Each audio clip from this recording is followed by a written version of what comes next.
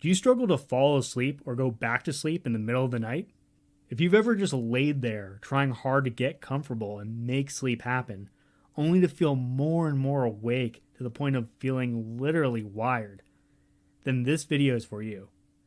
In this video, you'll discover a totally different approach for falling asleep that no one's talking about, and 5 methods you can use to test it out tonight.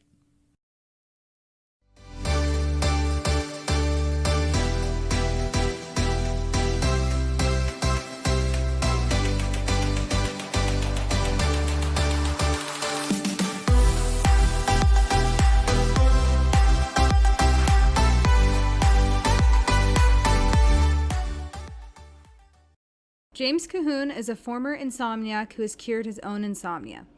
He is not a doctor, nor is he a licensed practitioner of medicine. The material in this video is meant for informational purposes only.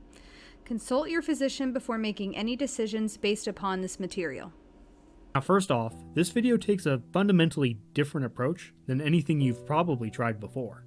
It's counterintuitive, but the best way to fall asleep is to try to stay awake, but to do it in an exhausting way that makes it nearly impossible. Now, before I explain how to do this in a way that actually works, let me explain why it works. 3 reasons why this is the best sleep advice and how to think about it differently. Number 1. First of all, you've obviously already tried to fall asleep. You know that doesn't work, and the reason it doesn't work is that falling asleep isn't a choice. The more you try to fall asleep, the worse it gets. Reason 2, you only fall asleep when your brain slows down. However, whenever you try to achieve anything, your brain speeds up to help you out. So if you try to fall asleep, your brain actually speeds up, which is why you feel more awake the harder you try. The science of how brain speed and sleep work is something you can research for yourself, but that's the gist of it. The third reason is that it counteracts the pressure you feel when you know that you need sleep to happen. The fact is, the more important sleep is to you, the more pressure you're going to feel when you're trying to fall asleep, especially if there's a time clock associated with it. And that pressure is going to keep you awake. As you can probably tell, you have to approach falling asleep very differently than you likely have been. There are certain activities and exercises that you can do that are interesting yet tiring. And when your goal is to stay awake, they make it very hard to keep your eyes open. To illustrate the concept, think of a time when you wanted to stay awake to finish something you were doing, but you found it extremely difficult. Maybe you were trying to finish a TV show, maybe it was a chapter of a book, or maybe you were studying or working on a project, and you couldn't finish without dozing off. That's the type of activity that will put you to sleep, one that's hard to finish while forcing yourself to stay awake. The key is to maintain the goal of not falling asleep. This is where the old adage, counting sheep, comes from, and hopefully this video explains why it doesn't work. It's because people count sheep with the goal of falling asleep. I'm telling you to count sheep with the goal of staying awake.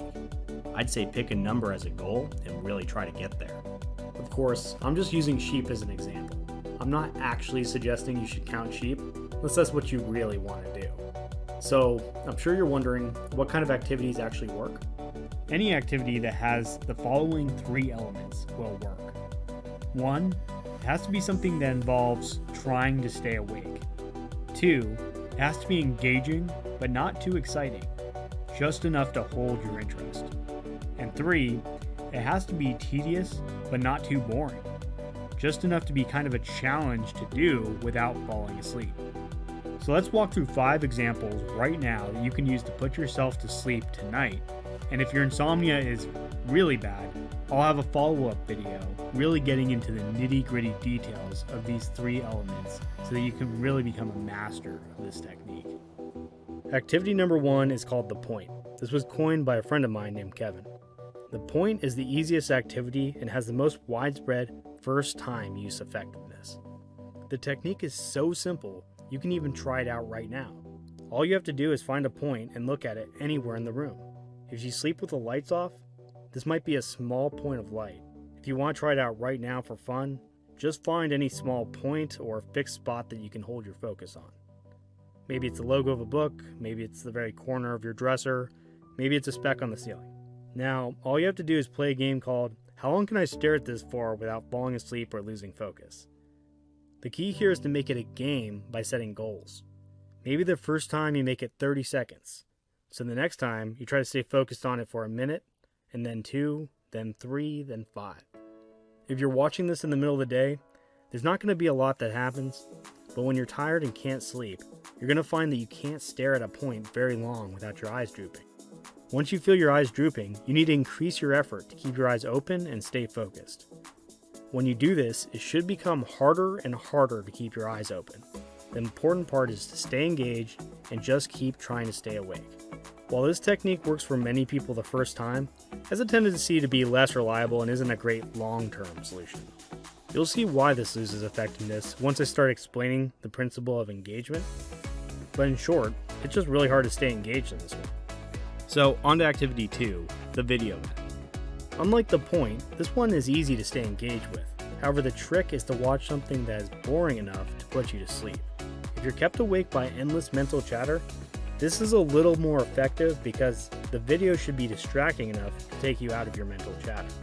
The key is to find something that will distract you, yet still be boring enough to be hard to stay awake. For me, it's documentaries and interviews, particularly ones I've already seen before.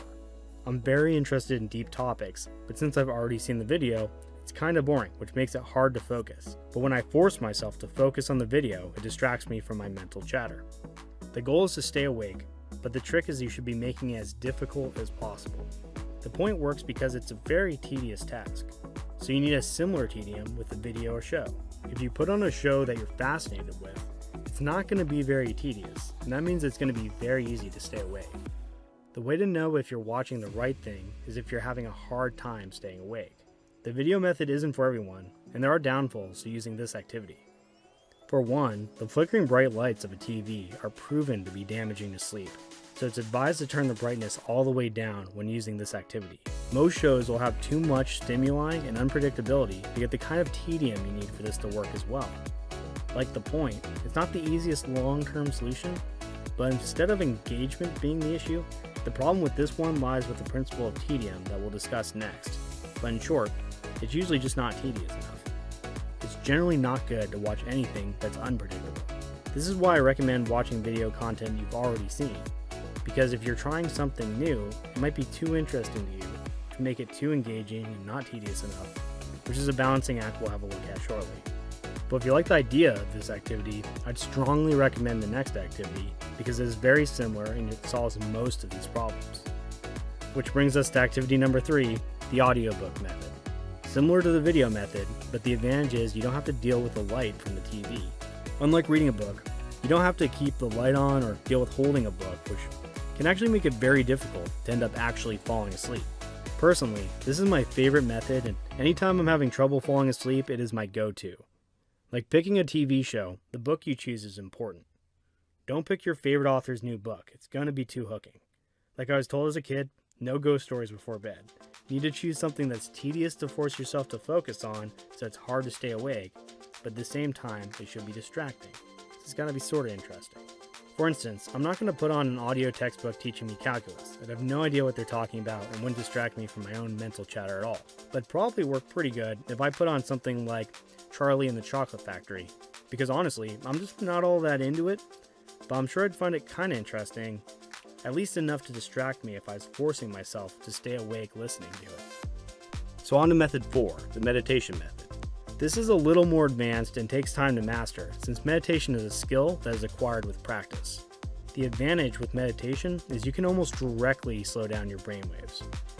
When you're trying to stay awake and you're meditating to slow down your mind, you can pretty much put yourself to sleep on command. I've done it successfully many times, but I have to admit, it does take a lot of discipline, which can be almost impossible when you're really tired.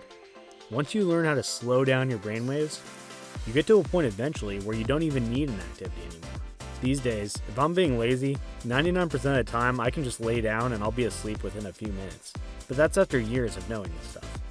Anyway, back to meditation.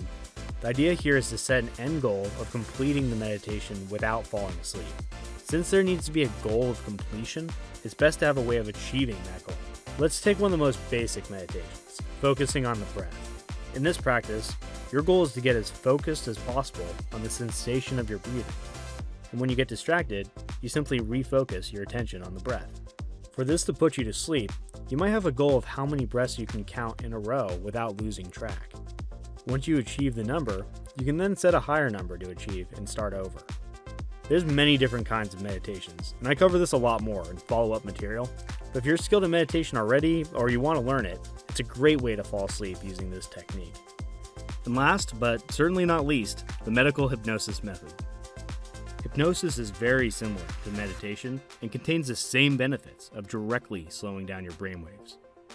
The difference with medical hypnosis is that you're listening to an audio track done by a medical professional that is skilled at putting people to sleep. From my many years of helping insomniacs, my observation is that this is the single most effective activity of them all. No method works for everyone, but this one seems to work in the majority of cases. I'll probably do a review on some medical hypnosis products in a future video, but for tonight you might want to just start with the point or the audiobook methods, as they're easier to try out and both work good for the first time around. That being said, none of these techniques will work if you end up trying to fall asleep, and there's a lot more to be said about how to get the principles of engagement and tedium right. Without understanding the principles underpinning this method, it'd be kind of like trying to cook while following a recipe that's missing the amounts needed for each ingredient. If you've ever cooked something with way too much salt, you know how easy it can be to mess up a recipe. So with that said, I'll be coming out with a follow-up video in a week or so here to get more into the nuts and bolts of this one if there's enough people that are interested in that. If that's something you'd like to see, please subscribe and let me know in the comments below. Thanks for watching.